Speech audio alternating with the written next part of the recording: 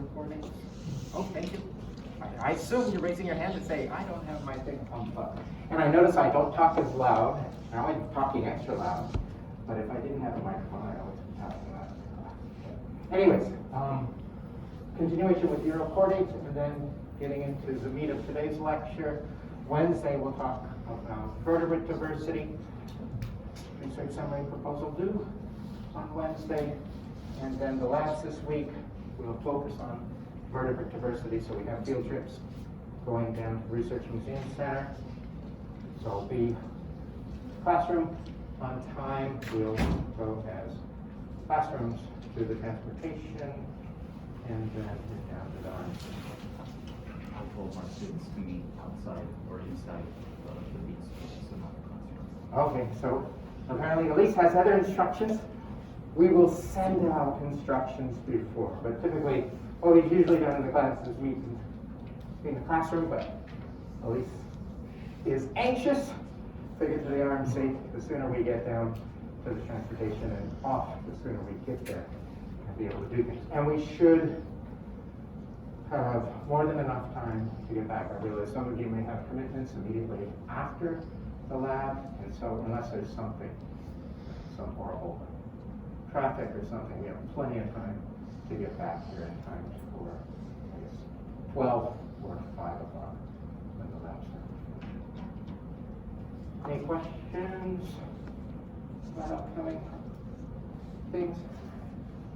All right, so where we were Monday, we talked about research summary assignment, defining features of chordates, and then we're introducing the protochordate groups. We did not get through all of the Chordates, so we'll discuss them briefly, and then we'll continue with the evolution of vertebrates. Where we were on Wednesday, we're focusing on the diversity of Chordates. We talked a lot about the ascidians. I just had additional slide I want to present on them because of the unique ecology that involves within that group. And then the other major groups of Chordates, Thalassians, and appendicular larvaceans. They're small groups, so those should be rather quick. What I wanted to talk about the tunicates, you hear early for Wednesday's lab, there was a little video showing predatory tunicates. It's a unique feature that's evolved in some deep sea groups. There's one species described from the Western Pacific, Japan, and then there's another species from the Eastern Pacific. So Western Pacific, take all the way towards west. Japan, that part, East Pacific, is close to us. So along the coast of North America and South America in deep sea environments, there are these predatory tunicates that are not filter feeders, but they have lobes that have been modified into being able to capture small prey. So they're intriguing groups. Only 2 species described so far. Deep sea habitats characterizing deep sea tunicates can be rather complicated. So that's what I wanted to talk about with regards to acidaceans. The Thalassians are similar to the other tunicates that we referred to. There are a couple of different groups of Thalassians, but they all tend to have consistent structure in terms of excurrent and incurrent siphons are located at opposite ends of the body, whereas in the tunicate, they're both on the same end. So here you get a flow through of water through these individuals where filter feeding takes place. It also allows for some movement. So these could be rather dominant members of the zooplankton. Picture here with tons of these around. There are, I know I put the number somewhere, there's only about 45 or so species of these salps that occur. They could be solitary or colonial.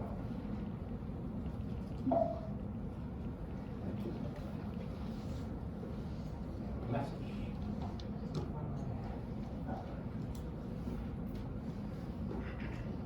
The other major group, pyrostomes, pyro for fire, so fire bodies. These are luminescent ones that are typically colonial. And so this is a huge mass where they share this, it's reminiscent of a sponge body plan in terms of the fact that all of these are located with the in-current siphon on the exterior of this mass and the excurrent located on the interior. So they're all drawing in water that's expelled from the large lumen within the interior. This is a rather small group, only 8 species that are known. Sometimes they get washed up or grab one in a net and be able to see it on shore. I've never seen a pyrosom myself. Then the other group of Phaliaceans are these odd ones here. They can be solitary or colonial and have colonial forms where there are multiples attached, but again, in-current, excurrent siphons located on opposite sides of the body. This group, there's about 24 species within it. With regards to the tunicates that we've talked about already, Chordates, they have the unique tadpole larva that exhibits all of the features of the chordate, whereas these are not typically found within the adults. The same is true with the Phaliaceans. The Doliolids are a group that produces a tadpole larva that is reminiscent to the larva of the tunicates, Chordates. The other groups, though, that those larval stages, the embryo goes through them within the female, so they don't have a true tadpole larval stage.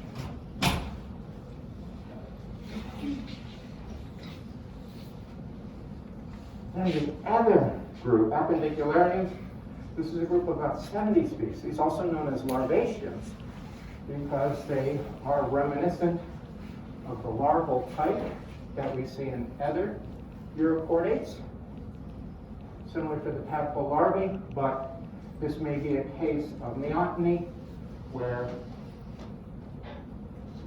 characteristics of the juvenile are retained in the adult. So this is a sexually mature adult individual that is similar to the larval stages, the tadpole larval stages of other Urochordates. These are only solitary. They're aspects of chordate characteristics that can be identified in the adult stages of these Urochordates. They are intriguing as well because they produce this large house materials that they're producing. And the house, this is a little video that shows how the larvation is moving to draw water in through the house, and the house acts to filter out materials and bring other smaller food bits to the mouth where they are consumed. So we can see just how that larvation is moving and bringing water through that house. They regularly drop the house and secrete a new one.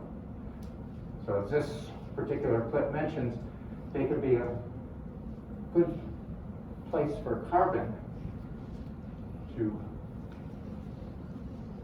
occur in here and then be deposited to the seafloor. So it's good for sequestration of carbon.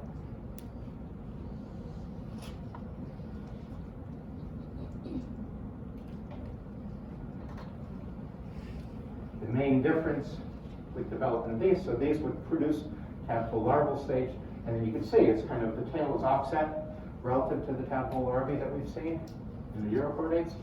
What happens during the development is that tail migrates in position relative to where it was as a larval stage. All right, that is what I had, just a few minutes for the remainder of the Urochordates. What we've already talked about this. This is a duplicative thing. So today, what the original plans were to talk about the early evolution and history of vertebrates. And so the goals: evaluate derived features and unique characteristics of vertebrates, then discuss aspects of its early history, characteristics of vertebrate stem groups, and then examine some of the major events, major transitions during the evolution of vertebrates. It's a big group. It's most of the chordates are vertebrates. Most of those are fishes, and so it's a major thing with lots of adaptations. Before we do that, there's several different readings. So kind of continuation from 15 that you read for the first chordate lecture, and then other parts of other chapters that were assigned that were related to some of these major transitions. So what interesting feature did you learn about vertebrates from your readings? And I assume we have many direct interactions or experiences with vertebrates we could chat about, but if you have any direct interactions with some unique vertebrates, they don't have to be other humans, you can relate those to the class. So anything unique from the text that you want to get? I thought the motion, like, they're comparing, like, eels versus normal, like, fish like trout, and we're going over, like, how the extended tail actually slows them down, and the shortened tail makes it faster, or allows those kind of fish to swim faster because they have the hydrodynamics. I thought that's really cool, because in my mind, I always thought, like, oh, a longer body would mean that the eel can swim faster because it has more range of motion, like more things to push. But then the text was like, no, this actually creates drag and makes it go slower compared to fish like trout, where they just, where the point of pushing is at the end. So I thought that was really cool. That is interesting. So aspects of biomechanics and how it may not be as intuitive as we thought it was. So very good, thank you.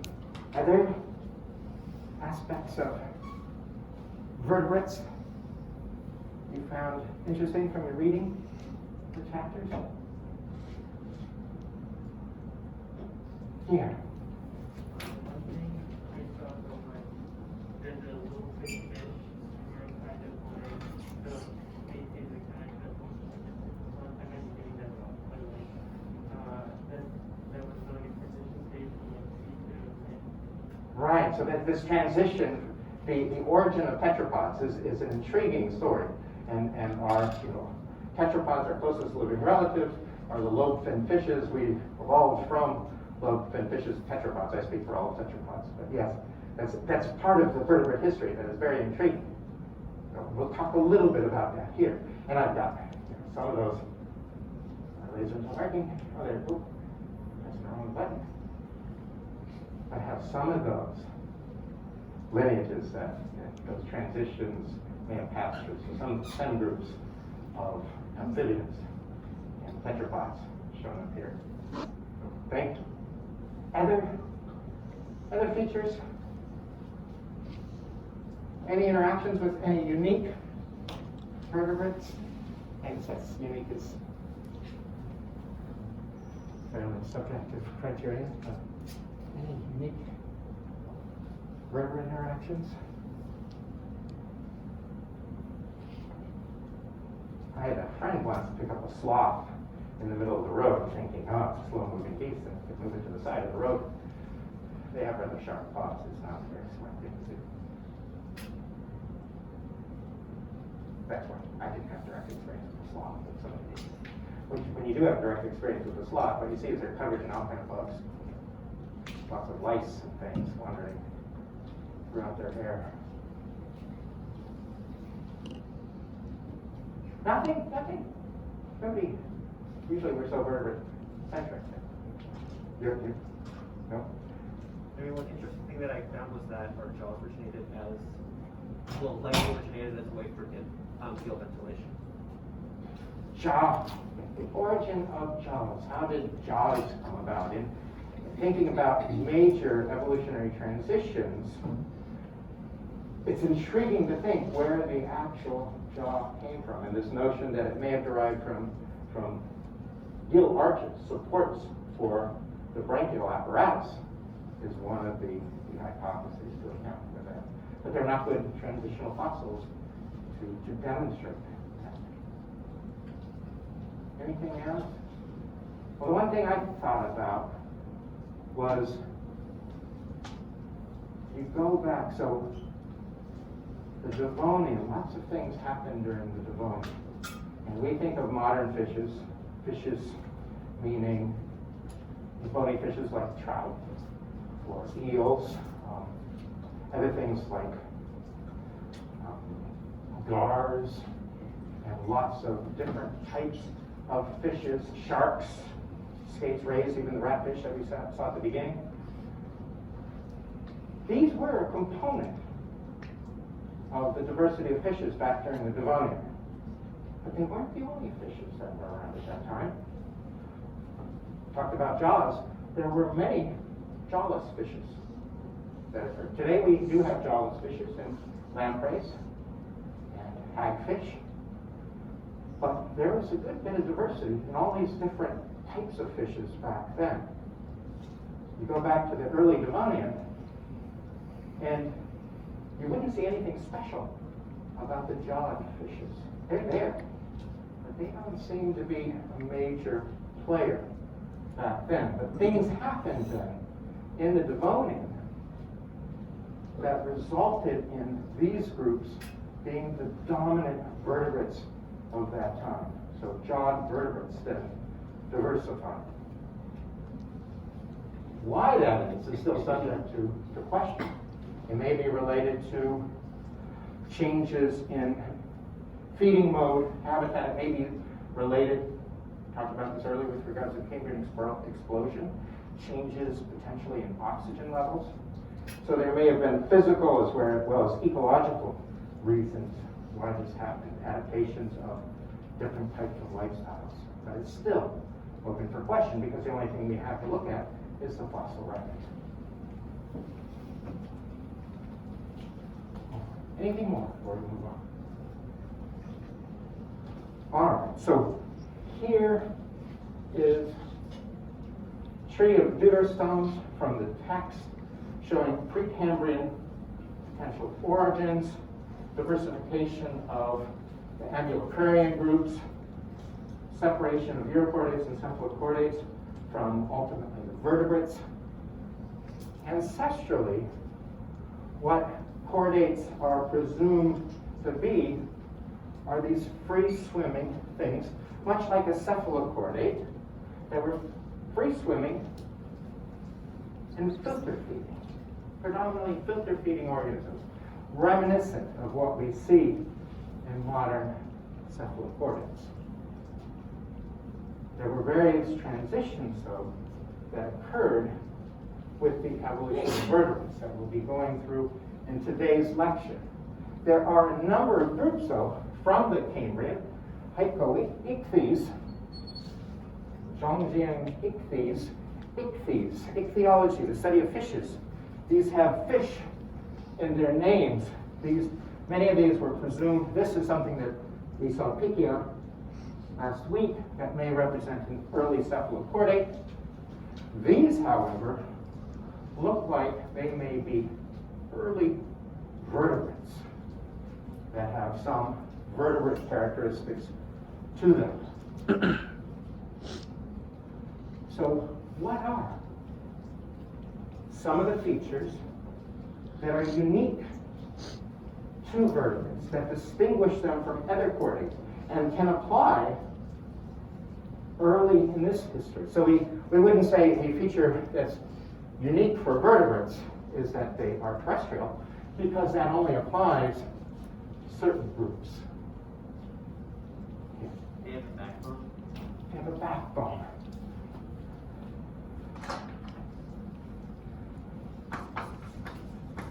Yes, backbone. Endoskeleton that is unique to vertebrates. What is that backbone skeleton comprised of?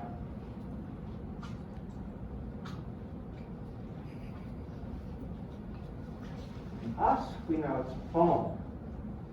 But based on interpretation from the fossil record,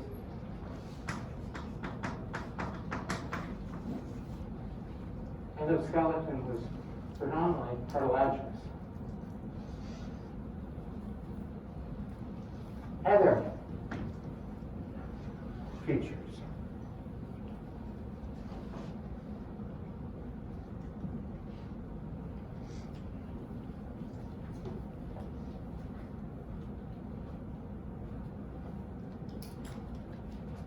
And you all saw some, you saw some cephalochordates that were a little active, energetic from what I heard. But you also saw some of the tunicates. How else? Thinking broadly about vertebrates, are we different than our sister phylum?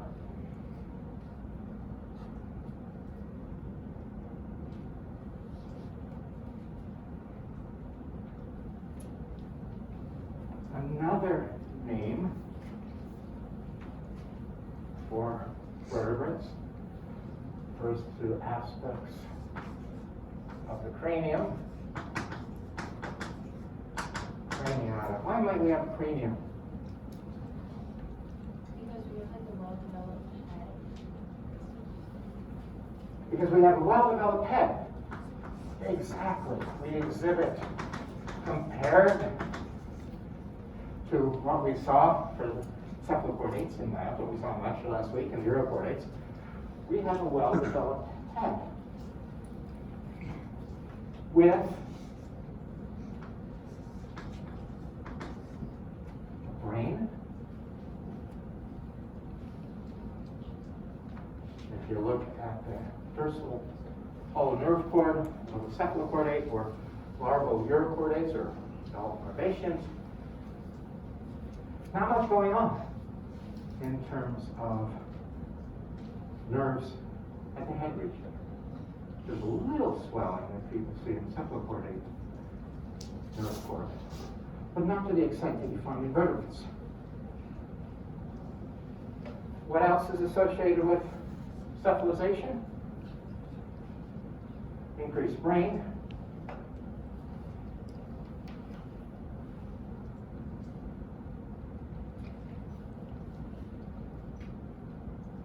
Nervous system is more so focused, Is more like focused in a certain direction as opposed to like being all around it. nervous system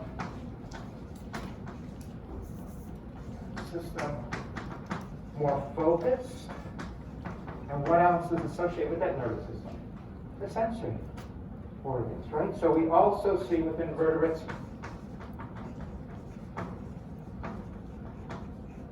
paired sensory organs associated with aspects of chemoreception. That's not how you spell it.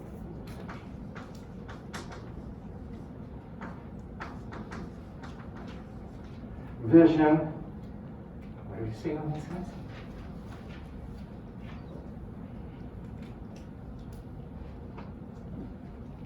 Yeah. I might be jumping the gun a little, but fins, like the fish have clearly defined fins, and then everywhere after that has defined limbs. Yeah, so that would be, so that phrasing, so limbs, I guess, fins, paired appendages don't occur in all vertebrates. So hagfish and lampreys do not have paired ones. Many of those Adaptations, which are an extinct group of fishes, do not have them. So you're exactly right. You were jumping the gun a little bit.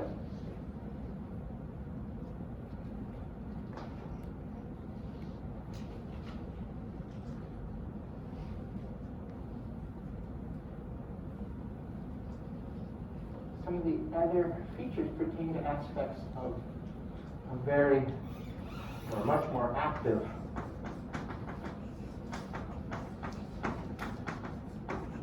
lifestyle compared to other chordates. So this involved changes then to aspects of them. Respiratory system, digestive system, circulatory system, as well as sensory systems.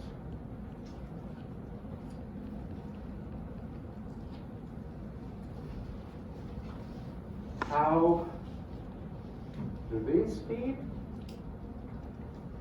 Through filter feeding with their pharynx, perforated pharynx, gill slits.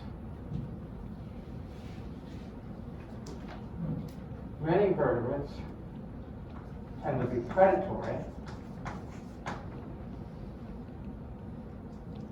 And what is the pharynx like? It's now used as a respiratory organ.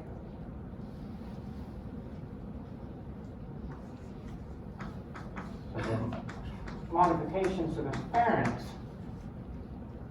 associated with muscles, associated with blood vessels,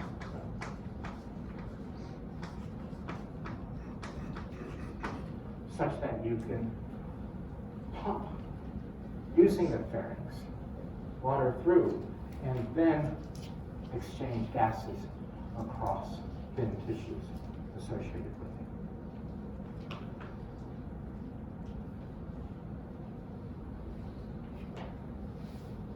Here's a tree from our text. Again, vertebrates kind of highlighted, and those synapomorphies, unique derived traits that are recognized by our text, distinct head with brain, cranium, paired special sense organs, one pair semicircular canals associated with balance, part of our inner ear. Multiple sets evolved later. Vertebrae, ectodermal placodes, which are part of the endoderm, that are associated with the development of particular sensory systems within vertebrates. So these are additional unique traits that vertebrates share as synapomorphies. The history of vertebrates, like I alluded to at the introduction, contains a variety of different groups. These are mostly summarized here. The ones, almost all the ones that are in the black lines are extant groups. So cyclostomes, circular mouth, are the hagfish and lampreys. These are jawless forms. There are other jawless groups that are represented in the fossil record. Chondroitians, which are these small eel-like things, that had jaw or tooth-like feeding apparatuses, but they were not teeth or jaws. They were somehow used in feeding, but they're not homologous with teeth or jaws in the other groups. Then there are a number of different ostracoderm groups, shelled skin groups that existed. And here, many of these did not have jaws, many of these did not have paired fins. Jaws are first seen within Placoderms, which are the sister group then to what is considered the crown gnathostomes, gnatho-jawed stone mouth. These groups, from here on over, are considered agnathans,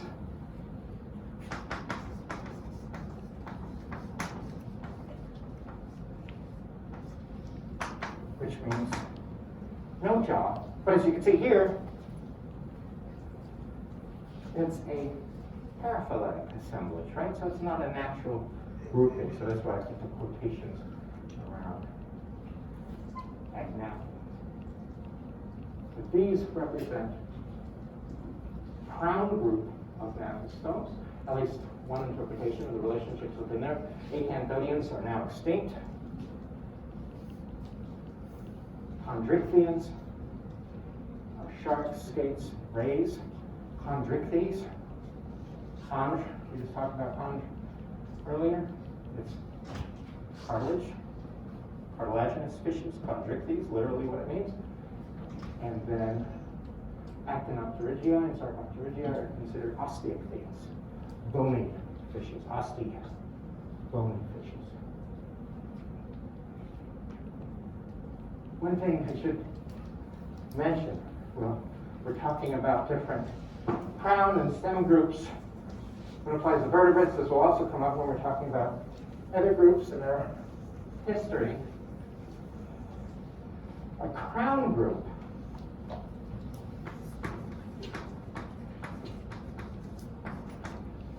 is a group that encompasses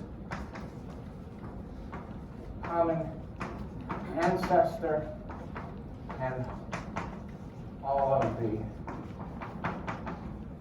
extant and extinct descendants of that ancestor. So we can see this crown group here. The previous slide is represented by gnathostomes, the gnathostome crown group. There's some extinct members of this, but it's a group, monophyletic group, that all share a common ancestor that are extant and living today. We go back in time, there are other lineages that are more closely related to that crown group than they are to others. So these represent the stem groups of this crown group here, and so we refer to that as the total group. What that leaves then are these stem lineages. They do not possess all the characteristics of the crown group, but they are the closest extinct relatives to that crown group.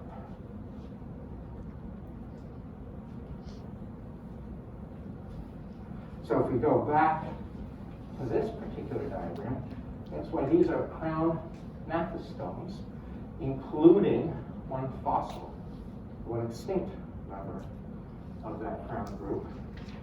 Stem groups include everywhere down to here, because all of these, their closest living relative are the gnathostomes. So these represent stem groups. This could be a total group. But not all characteristics. Again, jaws evolved here.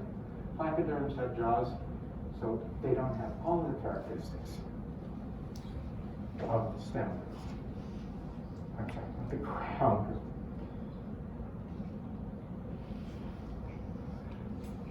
So some of these different groups, conodonts are odd, eel-shaped things.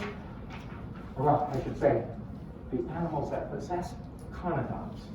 Conodonts is actually a name that applies to these cone-like teeth and what appear to be, or teeth, I should say, in quotations, and jaw elements that are present in fossil deposits around the world throughout the Paleozoic.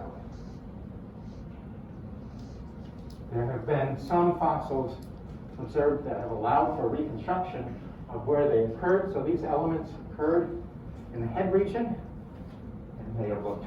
This is an artist's representation of what they may have looked like. This kind of gives the appearance that they were used as a jaw or teeth-like thing. They are not homologous to modern jaws or teeth. This is presently interpreted, but this is a group that existed for a long time. Many people who are interested in stratigraphy, using information in a layer of rock to determine its age, rely on the presence of conodonts because these are to trace back to particular time periods. Ostracoderms, mentioned already. There's a couple of many different types of ostracoderms. Some of these had paired fins, others did not. They all went extinct during the Devonian, and they had dermal bone, but they were agnathan, they had no jaws. Very diverse group. If we went back to the early Devonian, we'd see lots of these.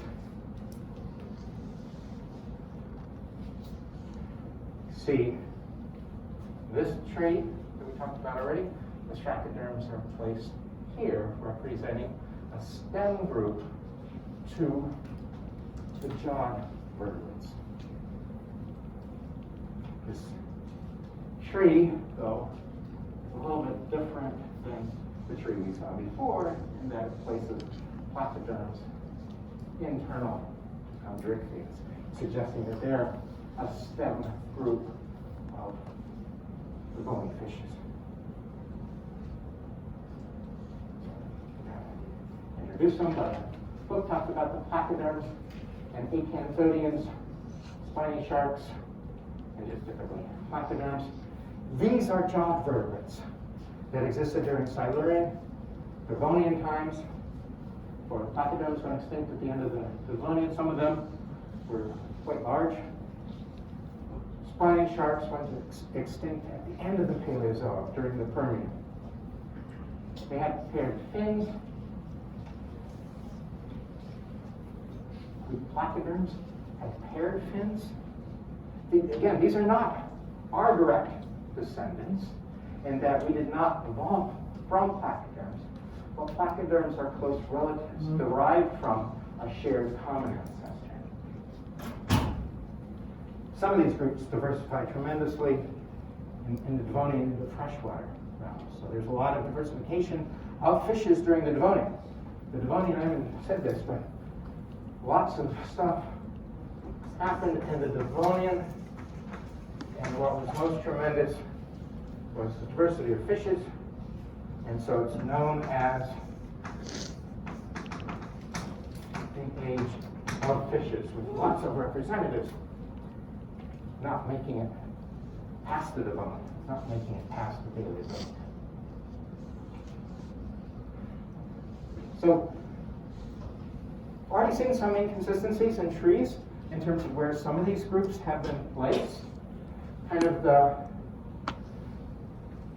developed view that our book doesn't follow is that Placoderms represent a stem group, a paraphyletic stem group, comparison to the crown group of gnathostomes. We have here shark skates and rays and osteichthyans. These are three different hypotheses about the relationships. You can see Placoderms are placed as a stem group to all in all three of these. So our book figure is a different hypothesis. Acanthodians, these spiny sharks, though, have been hypothesized to represent stem groups of Chondroitians as well as osteichthyans, Cartilaginous fishes and bony fishes. Some groups are a stem group of Chondroitians. Other groups are stem groups of bony fishes. But there have been other hypotheses that they are a stem group to just bony fish, or they are a stem group to just the Chondroitians. There is a lot on this slide, but what this slide represents the temporal appearance of certain species of different groups, Strachoderms, Placoderms, and this includes both Acanthodians and Chondroitians, as well as bony fishes. Their occurrence in the fossil record. So the major ones, these two that last to the recent, are the Chondroitians. These are bony fishes. Oh, well, no, we don't have the cyclostomes on them, but they would be up above. Cyclostomes originated way back in the Cambrian. The hagfish and lampreys may have diverged sometime during the Silurian. But looking at the fossils and their characteristics and trying to relate them to characteristics of modern taxa comes up with this particular hypothesis here, where all of the spiny sharks, Acanthodians, appear to be closest to the Chondroitians. So they then represent a stem group just of the cartilaginous fishes and aren't a stem group of bony fishes. So it supports this third hypothesis. So this is the one where you look at and you're thinking, as we go back to the Devonian, we see lots of different things present. This is a chart showing through time and how various different types of fishes were, how they were, the numbers of genera, numbers of taxa that were present, genus richness, so how many genera of this particular group occurred during different times. Again, looking at the Devonian, there's a lot of stuff that went on. Ultimately, the Chronodonts went extinct. Well, they lasted into the Mesozoic, and then remained relatively stable. At the end of the Devonian, there was a decrease in the number of genera, but then you get bony fishes and cartilaginous fishes tending to predominate, maybe replace these other lineages, and then a subsequent diversification in the modern times.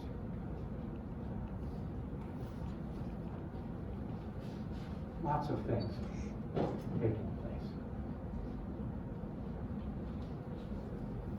So, some of these we've already touched on, but we already looked at some of the features that were unique to vertebrates. What are some of the major transitions? Acquisition of new lifestyles that are represented in the history of vertebrates, and what are some of the challenges and adaptations associated with these transitions. So what major changes happened during early vertebrate evolution? So what are some of the unique traits that evolved in some vertebrates? Yeah. Now, can I say the limbs that there are some that developed here? Yes, so exactly. So we have evolution of paired fins,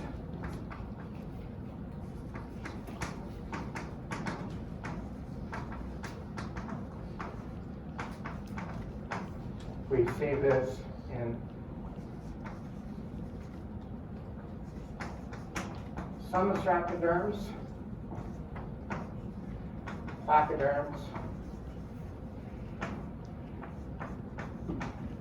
or bony fishes, cartilaginous fishes, so it presumably occurred in the common ancestor of these groups. Various theories in how that may have originated. What else? So paired appendage is an important one. Jaws? Jaws, thank you. The evolution of jaws, right? Jawless, they're jawless vertebrates. Jaws evolved. Talked about in the beginning part of the lecture that they evolved from supporting parts of the gills, gill arches. The predominant hypothesis explaining the origins of jaws. What else? Lungs.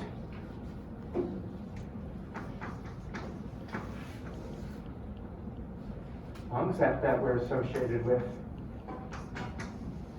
transition to terrestrial lifestyle.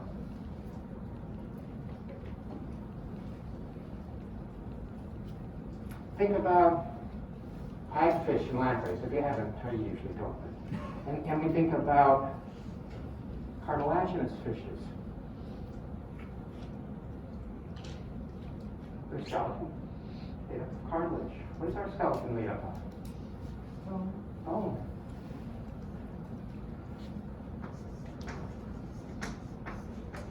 Bone.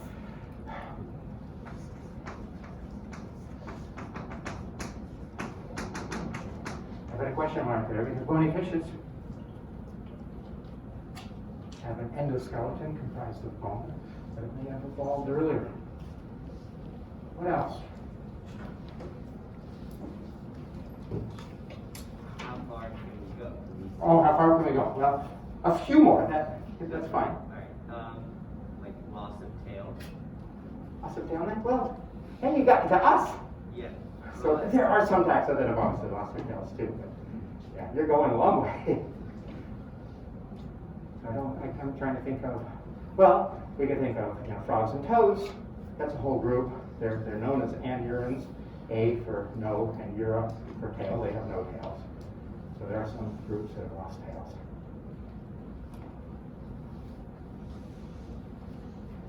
What else? Anything? Yeah. Egg development? Egg development. Yeah, now we're getting pretty late. So development of the amniotic egg, which is important for the transition from an aquatic to a terrestrial lifestyle.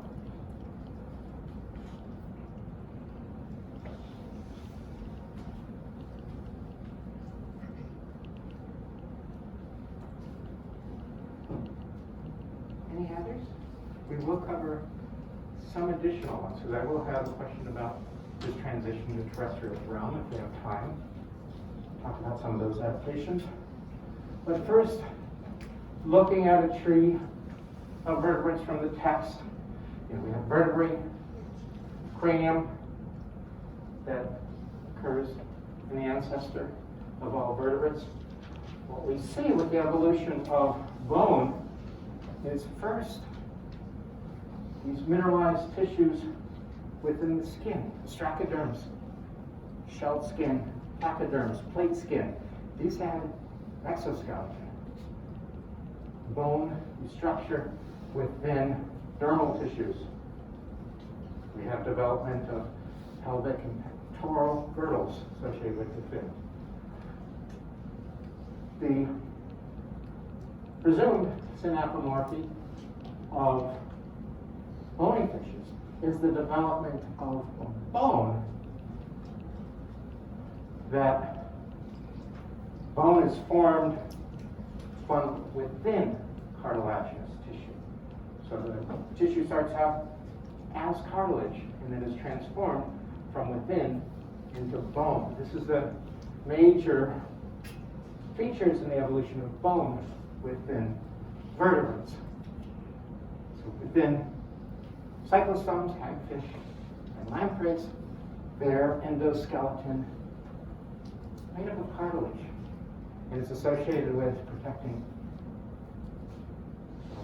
neuronal structures, the brain, as well as supports for the brachial apparatus.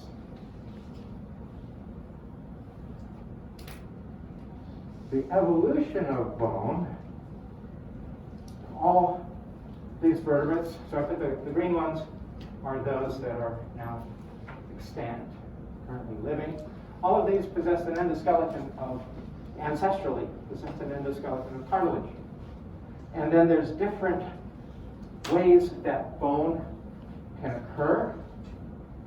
So you could have this perichondral, outside of the cartilage, the periphery of the cartilaginous part, or endochondral ossification, which in the previous slide was associated with the origin, synapomorphy of bony fishes, this endochondral type of ossification.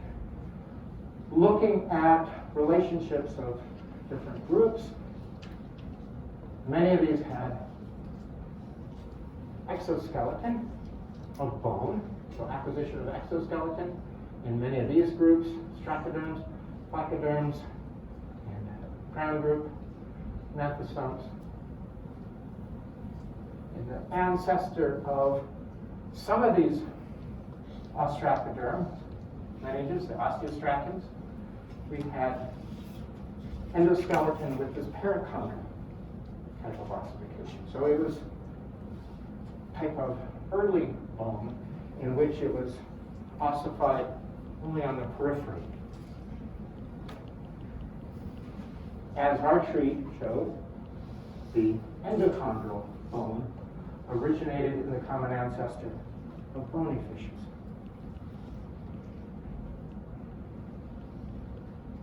Last year, however, study of a placoderm revealed the presence of endochondral bone within it.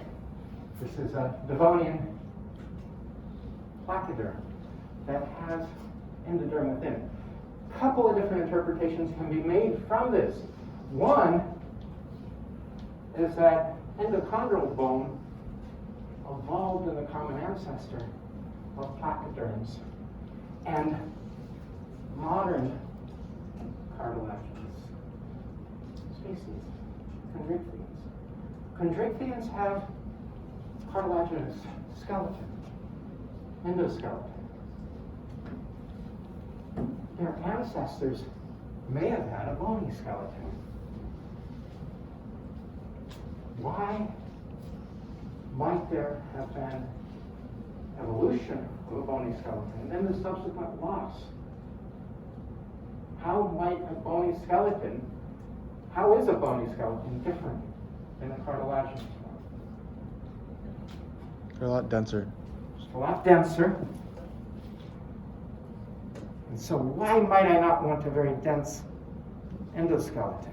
If they're in an aquatic environment, they'll sink. Perfect. Because if you're in an aquatic environment, you'll sink. Some of the challenges that fishes face are dealing with mobility and not constantly working to keep from sinking.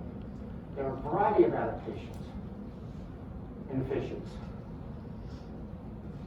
associated with that. So if you have a bony endoskeleton, one way to deal with it is to evolve new adaptations that allow you to maintain neutral buoyancy within perhaps a common ancestor of chondrichthyans, or maybe chondrichthyans and acanthodans. There may have been the loss of bone in order to achieve neutral buoyancy. Just an idea, we don't really know. Because it's also possible that just some placoderms independently evolved an endoskeleton. So there's different ways of viewing the presence. This tree doesn't necessarily have the species that has the endochondral bone, but it's possible that it evolved here and in one or multiple of these lineages. And so that's an alternative hypothesis.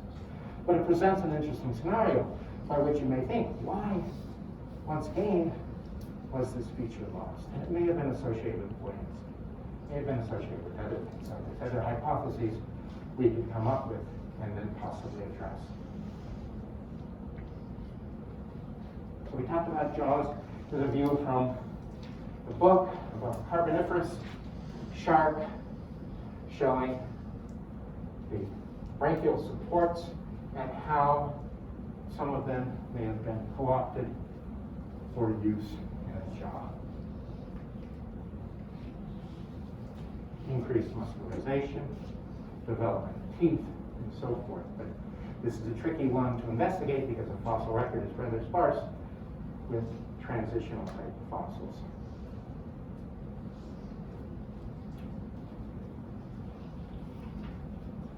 All right, so the jawed vertebrates, extant ones, include ray-finned and lobe-finned fishes. We had a discussion about this earlier. Lobe-finned fishes are the immediate common ancestor, the tetrapods, and endochondral bone is one of the presumed synapomorphies of bony fishes, although there are alternative hypotheses. Also, presence of lung or swim bladder in the common ancestor of these. Something that may have evolved for coping with the density of the endochondral bone.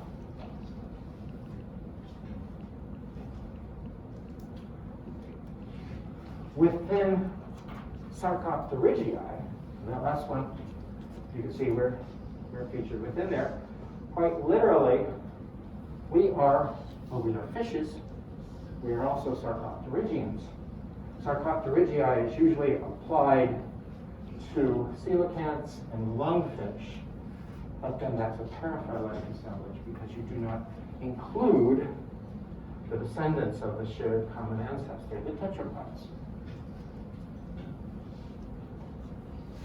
We look further at different groupings. We, of course, have Tetrapoda.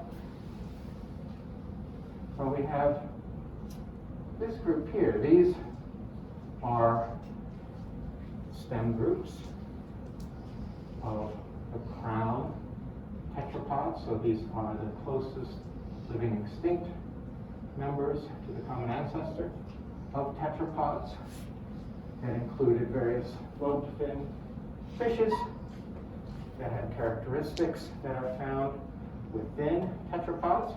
Tetrapods are either completely terrestrial or at least partially aquatic. That group is referred to as the Choanata. We are chordates. What's a choana?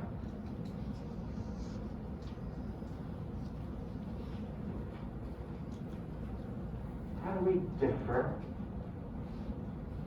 in comparison to other Sarcopterygians and to fishes? And sometimes there are features that evolve within a common ancestor of the group that are later co-opted for other purposes. Right? They're adaptations. These are things that have evolved to serve a particular function. An adaptation is a term given for a trait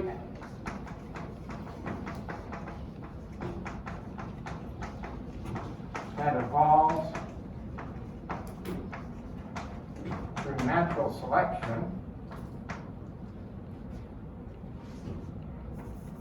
to serve one function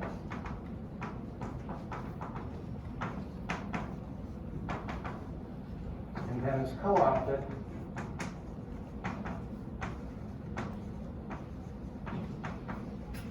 to serve another. Aspects of having lobed fins presumably didn't represent an adaptation for colonizing land, but it ultimately helped serve that purpose. Ray-finned fishes, which are the Actinopterygii, fins aren't as well supported. Nobody in their group has colonized land. The other feature you can see down here, why we are choanates, because we have choana. So too did these aquatic groups. The presence of an internal nares, internal nostril.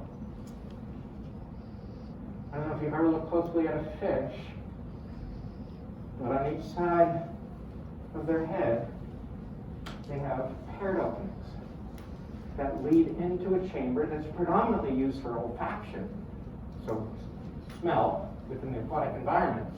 And water flows in through one opening and out through the other.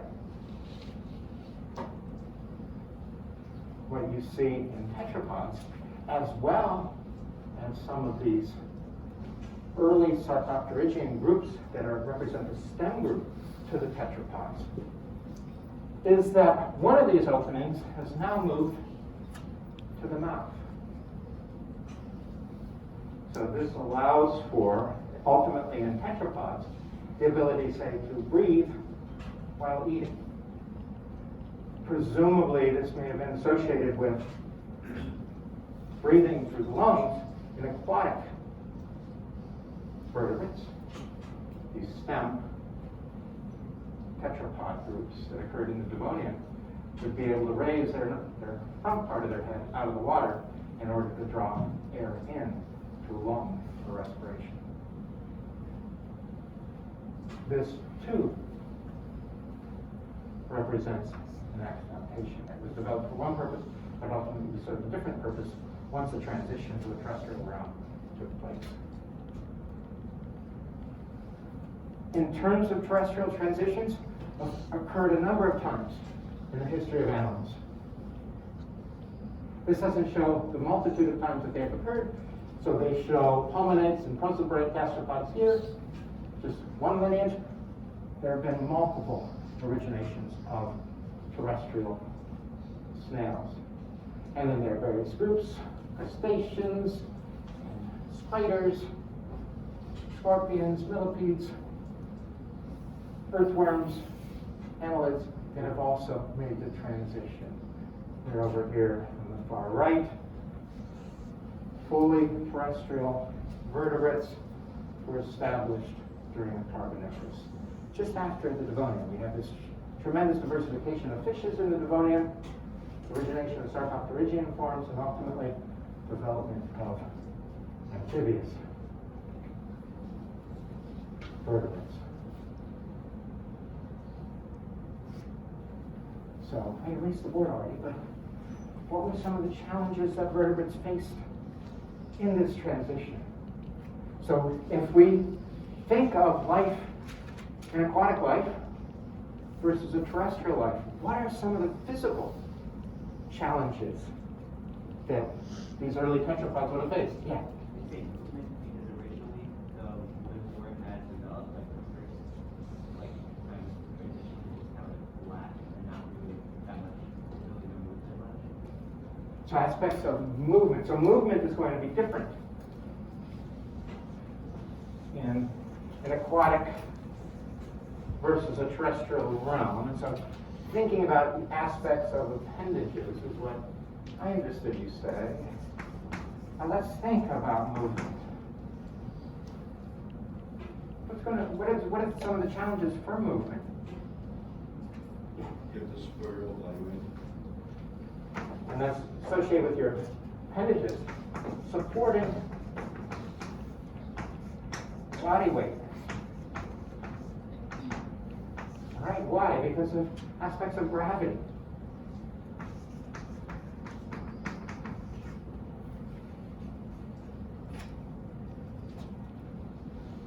What are some of the other challenges?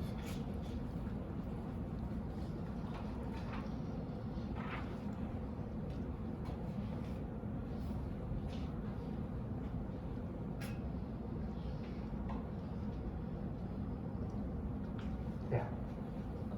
Finding food, Yeah, so that's finding food.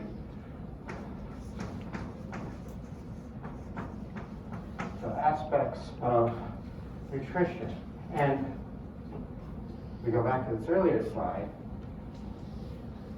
Some of the forms that were the initial ones to migrate to land were presumably feeding on plant material or bacterial mats because there weren't other animals present. Colonization of land by other animals gave a food source, presumably a food source to tetrapods, one of the latecomers. So very distinct aspects of ecology in terms of predatory as well as prey species that were available.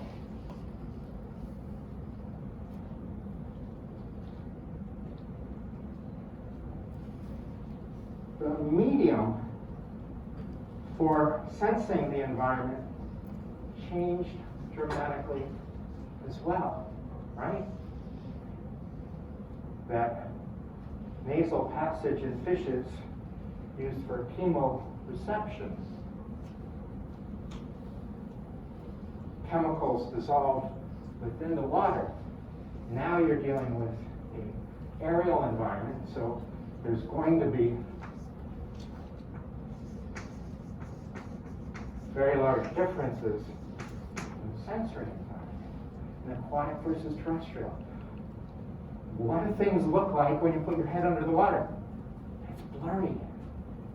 There have been changes to the lenses of eyes in tetrapods compared to fishes because of those challenges due to differences in the sensory environment.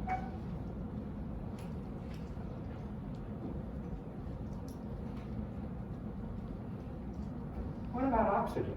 How is oxygen? Availability of oxygen change?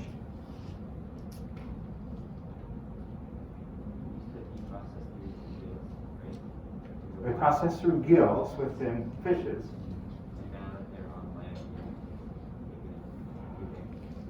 Now we're breathing air, but what component of air is oxygen? Okay. Does anyone know? Like 20%? Yeah, 20%. Anyone know how much oxygen is available in water? I think I have that written down, because it's not something I regularly remember. I know the oxygen availability is 20% in air. And what do I have?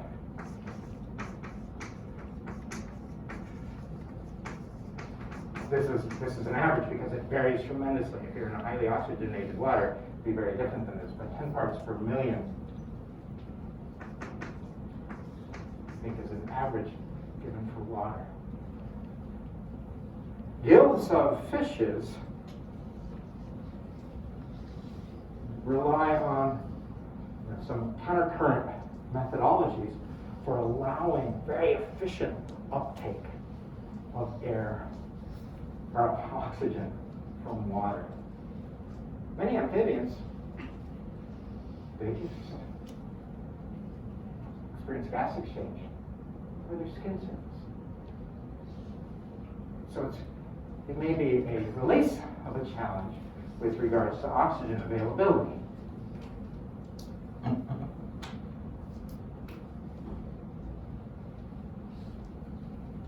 Another thing to think of too that may be opening up opportunities is drag.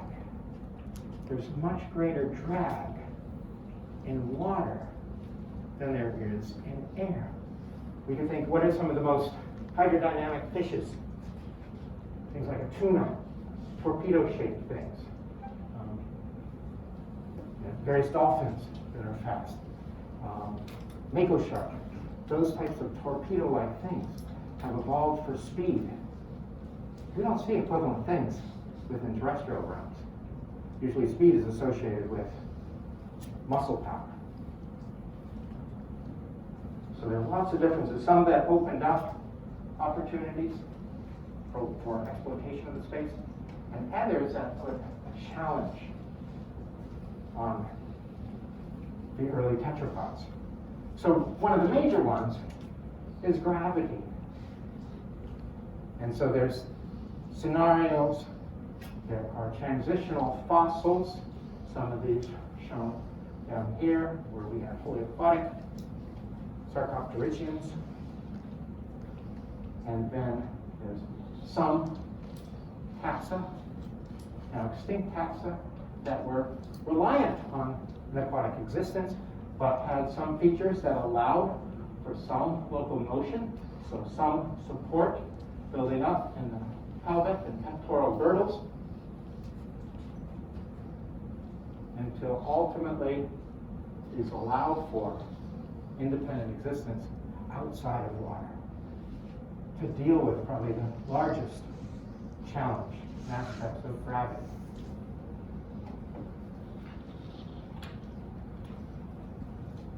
We have, during the evolution of tetrapods, various stem groups that had some features that Koana, for example, lobe-fin appendages that were later co-opted as limbs that gave rise to the diversity of the rest of the vertebrates that we'll cover on Wednesday.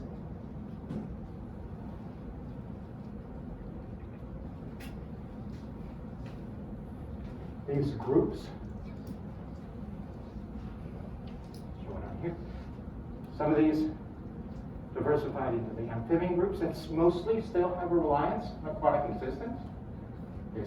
Many of them still lay their eggs in water, frogs we're familiar with, some in moist environments. So they're reliant on some aspect of a moist or an aquatic environment for completing their life cycles. The other major group of tetrapods are the amniotes.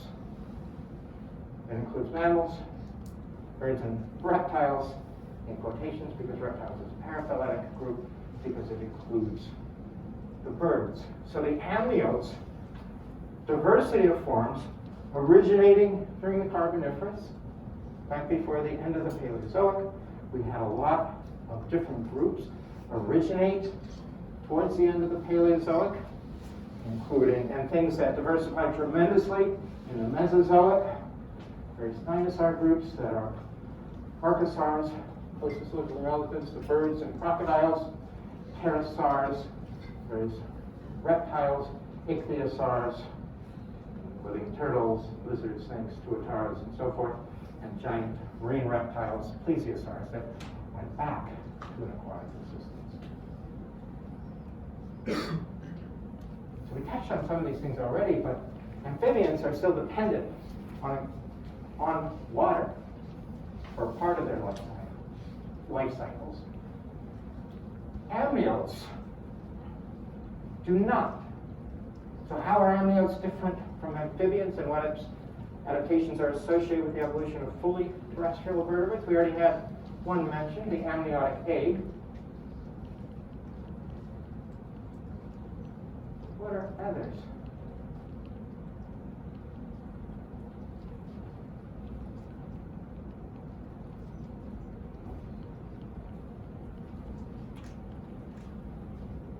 I mentioned already frogs and other amphibians typically respire gas exchange across their skin. Their very skin, thin skin, moist skin, to allow this gas exchange to take place. What would happen if you put a frog out where there is no water available to it? Chances are it would dry up. Right? Why? Because it's thin, isn't waterproof. It's not very thick, whereas the skin of amniotes is much thicker.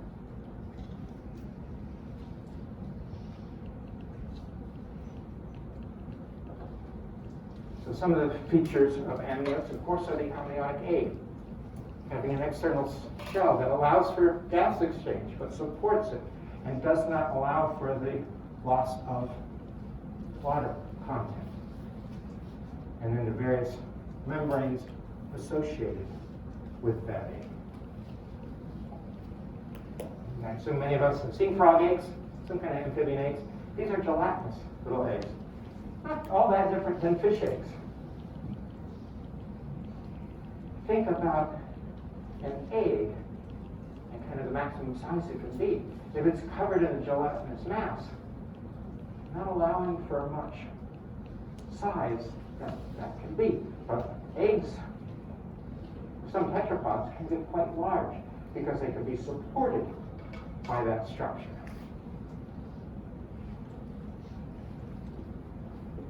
Other thing that differs, amphibians, again, gas exchange across the skin. Because of thickened skin in tetrapods, that does not occur. You ever watch frog breathe? I've never watched a frog breathe, but if you ever watch a frog breathe, they do it through buccal ventilation. I've tried this a few times, it's rather hard, but if you try to open part of your mouth and then force that air into your lungs, that's kind of how they breathe. They're forcing air into their lungs through the mouth. How do we breathe? Through use of the diaphragm. And tetrapods are capable of breathing in a variety of different ways that allow for the ventilation of lungs, either through ventilation by the ribs, diaphragm, abdominal muscles, various pump-type mechanisms that occur in different tetrapod groups. So we breathe differently as well. And then another is efficient separation of oxygenated from deoxygenated blood. So having 3 or multiple chambered hearts in amphibians, they have 3 chambered hearts, but there's mixing of the oxygenated and deoxygenated blood. Not all tetrapods four-chambered heart, like we do, as well as archosaurs, birds, crocodiles, and alligators. But they may have a septa within the heart. You find in various reptiles in quotes, that partially keep the oxygenated and deoxygenated blood cells. So these are some of the major transitions that allowed for colonization of land in vertebrates. Some of these features we'll see, or we do see, in other groups. Some terrestrial pulmonate snails have shelled eggs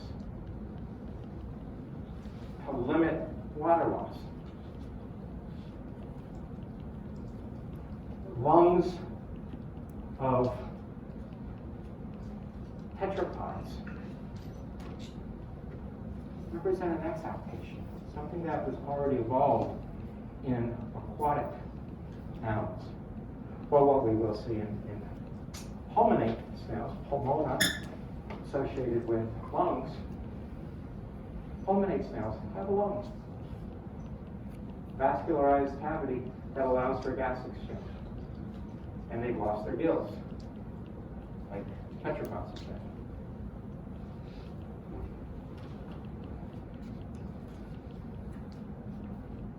Wednesday, today I kind of did not cover details about any major groups. Wednesday, we'll hear about the diversity of the different vertebrate groups, from fishes to mammals, and this too is in preparation for our lab field trips on Thursday and Friday, where we'll get to see a diversity of these different vertebrate groups.